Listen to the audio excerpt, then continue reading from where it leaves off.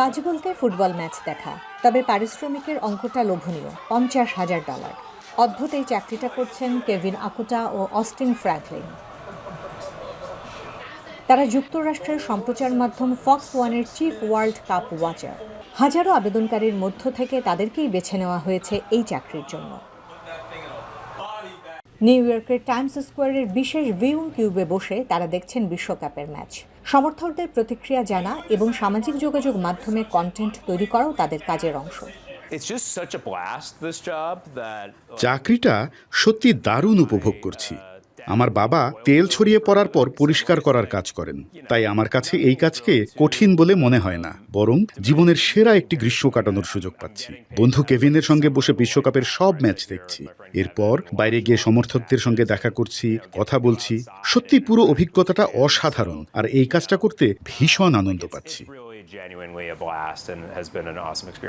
প্রতি সপ্তাহে সর্বোচ্চবার বিকাশ পেমেন্টে 50 জন হবেন পেমেন্ট চ্যাম্পিয়ন। জিতে নিন টিভি সহ আকর্ষণীয় সব প্রাইজ। প্রতিদিন কাচের কিউবটির চারপাশে ভিড় করেন ফুটবল প্রেমীরা। কেউ দাঁড়িয়ে, কেউ আবার চেয়ার টেনে বসে ভেতরের টেলিভিশন ম্যাচের এক ঝলক দেখার চেষ্টা করেন। বিশ্বকাপের আমেজে টাইমস স্কোয়ারে মিশে যায় নানা দেশের ভাষা আর সংস্কৃতি। কেভিন অকোটা বলেছেন, দর্শক এখন শুধু খেলা নয়, খেলার বাইরের গল্পও জানতে চায়। এই বিশ্বকাপ আমাদের একটি বিষয় স্পষ্ট করে দেখিয়েছে, এখন মানুষ সামাজিক যোগাযোগ মাধ্যমের মাধ্যমেই খেলাধুলার কন্টেন্ট বেশি উপভোগ করছে।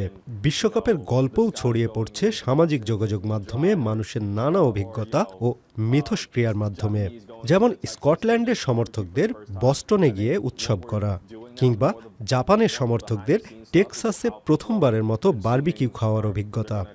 আমার মনে হয় আমরা এখন পর্দার আড়ালের যেসব মুহূর্ত তুলে ধরছি, ভবিষ্যতে সেগুলোই হবে খেলাধুলার কন্টেন্ট দেখার অন্যতম প্রধান মাধ্যম।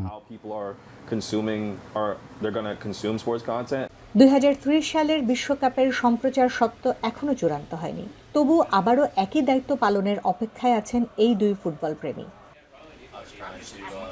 বিশ্বকাপে দলের সংখ্যা বাড়লেও তাদের আগ্রহে ভাটা পড়বে না। বিশ্বকাপ শুধু মাঠের লড়াই নয়, পর্দার বাইরেও তৈরি করছে নতুন নতুন পেশা।